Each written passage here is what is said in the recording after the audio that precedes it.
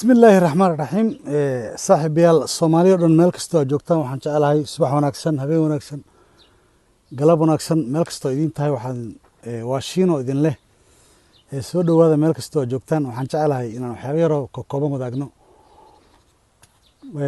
marka maanta barnaamijkayga wuxuu maagan yahay dhiirigelin waxaan dhiirigelinayaa dhammaan ciyaartoyda Soomaaliyeed orodyahanada u orda wadamo kala duwan oo magacooda oo wadamo kala duwan ku kala orda oo xaaladooda caafimaad iyo guulahay gaareen iyo intaba ay yihiin wax aan ku farxayno marka gaar ahaan waxaan maanta hambali u dirayaa dhammaan orodyahanada Soomaaliyeed ma kala reebayo kii Denmark oo ordayay kii Mareykanka oo ordayay kii Canada oo ordayay labada guuleystay oo Cabdinageeye iyo Bashiir Cabdi labada waa u mahadnaqaya waxaan jecelahay sidaas oo kale inaan isugu tiirsanaano meel kasto joogto Cabdinageeye iyo Bashiir Cabdi waxaan jecelahay guul iyo gobonimo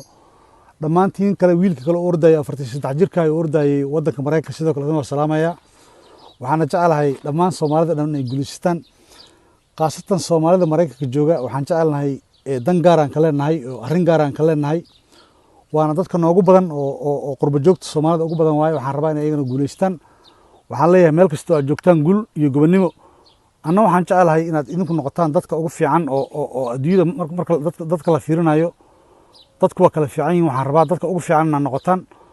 oo hadba heerka joogtaan wuxuu yahay heerkeennii waaye marka guusheenana waa guushiina marka Cabdinageeye iyo Bashiir waxaa leeyahay guul iyo gobonimo weliba waxaan aad ugu sii diirsanayaa sida Nageeye oo u lahay soorod waryaa yaanan daalin